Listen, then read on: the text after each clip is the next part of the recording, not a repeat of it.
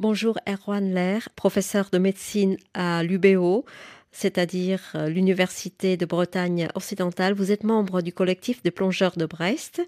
Alors, en janvier dernier, vous avez amené une équipe au Vietnam dans une expédition un peu spéciale pour retrouver donc la trace d'un sous-marin français, le Phoenix, disparu, coulé au large de la baie de Cam Ranh il y a exactement 85 ans.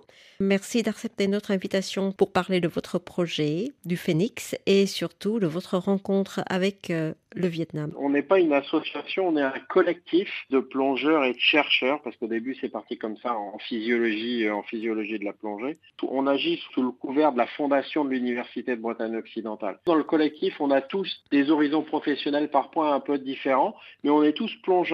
Et donc, c'est dans le cadre de vos activités donc, de plongeur, ça vous a amené au projet avec le Phoenix, donc un sous-marin. Alors, l'histoire, elle a commencé de façon un petit peu bizarre. Il y a 1 an et demi, le collectif, justement, sous l'égide de la fondation de l'UBO, on était parti faire un documentaire sur les épaves en bois du XVIIe siècle dans l'archipel de Stockholm.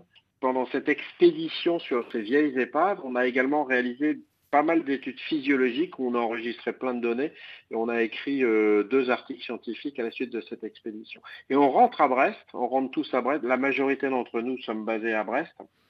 On rentre à Brest et puis les collègues nous disent oui c'est bien votre histoire, mais vous allez à l'étranger voir des épaves qui ne nous concernent pas. Peut-être que ça serait bien un jour que vous occupiez de choses qui nous intéressent, nous, Brestois. Au départ, c'est parti comme ça, de façon un petit peu bizarre. Et donc, je dis aux collègues, bah oui, mais est-ce que tu connais des épaves dans la région que personne n'a déjà plongé 15 000 fois? Il dit, non, pas dans la région. Par contre, à l'étranger, il y a des épaves bretonnes.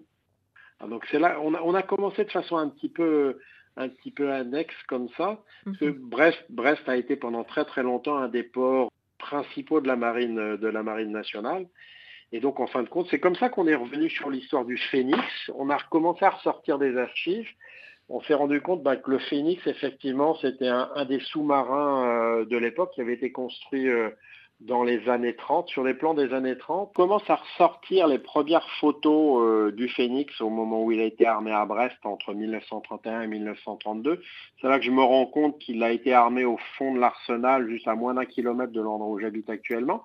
Et juste sur la photo, je me rends compte qu'on est juste sous le plateau, ce qu'on appelle le plateau du Bougain, qui est l'endroit où est basée notre université en plus. Donc voilà, déjà on a un premier lien affectif, exactement, c'est un premier lien affectif. On se dit, bah oui, finalement, ce sous-marin français, ce sous-marin militaire français, voilà, moi j'y suis rattaché parce que c'est juste à côté de l'endroit où j'habite, c'est juste en dessous de l'université. Et on commence à fouiller petit à petit, on commence à ressortir des documents. On a pas mal de rendez-vous avec le service historique de la Défense qui est basé sur le port à Brest. Et là, qu'est-ce que vous avez appris sur le Phoenix, ce fameux sous-marin armé à Brest et qui a coulé dans les années 1930, très très loin des côtes bretonnes? Alors, en fin de compte, on se rend compte que le Phénix, c'était un sous-marin qui faisait partie d'une flotte énorme, puisqu'à l'époque, la flotte sous-marine française était la première flotte sous-marine au monde.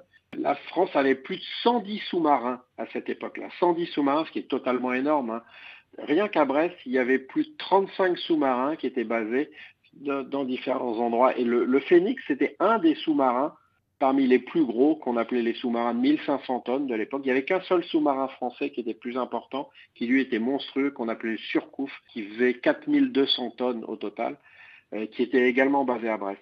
Et donc ce sous-marin Phénix, donc, il a été armé à Brest, puis après il est parti sur Toulon. Il a navigué pendant pas mal de temps en Méditerranée, avant de partir au Vietnam pour son dernier voyage. Et donc quand il est parti au Vietnam pour son dernier voyage, il est parti avec un binôme qui s'appelait l'Espoir, qui était un sous-marin exactement de la même classe, de la même génération.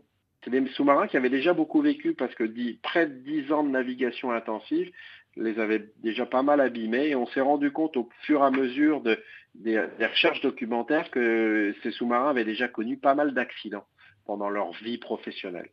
Voilà, donc c'est un peu comme ça qu'on a commencé. Puis on a aussi commencé à trouver des choses qui reliaient ces sous-marins avec des humains, parce qu'on s'est rendu compte que finalement, dans l'équipage, comme un petit peu tout le temps, il y avait un gros tiers de Bretons, un gros tiers de marins de la région de Toulon ou de la région Méditerranée en tout cas, des gens encore qui potentiellement pouvaient habiter à côté de chez nous. Et donc on a commencé à chercher les familles et assez vite, on a trouvé quelques familles qui habitaient dans la région, des descendants directs, des descendants indirects, qu'on a commencé à interroger. Et dès qu'on a commencé à interroger les familles, on s'est rendu compte qu'il y avait une très très grosse attente de leur part, parce qu'en fin de compte, le Phénix a coulé il y a très longtemps, il y a plus de 85 ans, mais pourtant ces familles sont toujours dans l'attente. Comme on était peu de temps avant la guerre, il y a eu une phase de secret autour de cet accident et de la localisation de ce naufrage. Donc les familles ne savent pas toujours à quel endroit le sous-marin a coulé, ne savent pas pourquoi il a coulé. Ils ont une très grosse attente de cette expédition. Et donc c'est pour ça que quand on a commencé à interroger ces familles, on a fini par retrouver le petit-fils du commandant, le commandant Bouchacourt. On a retrouvé plusieurs petits-fils du commandant second. On a retrouvé pas mal de familles de mécaniciens, d'électriciens, qui nous ont envoyé des témoignages à chaque fois, des photos, des lettres. J'ai retrouvé le fils d'un des mécanos du bord, qui lui m'a transmis toutes les lettres que son père écrivait chaque 15 jours à sa mère pendant l'intégralité du trajet. Donc on a été capable de retracer le trajet complet du Phénix, y compris jusqu'à 4 jours avant son accident. On a retrouvé aussi un autre document qui est essentiel, qui est un document qui a été fourni par un des marins de leur binôme l'Espoir, qui a été écrit juste 2 jours après l'accident, où il raconte le drame.